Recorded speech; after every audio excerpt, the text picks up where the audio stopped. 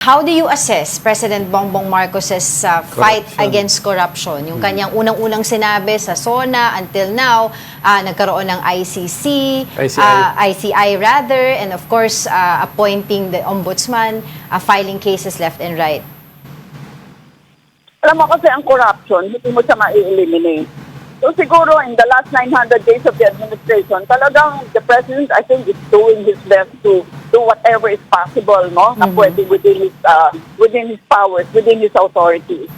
But yes, yung aking experience yung President ako ng National Defense College, Right. makikita mo lang ang corruption pag insider ka.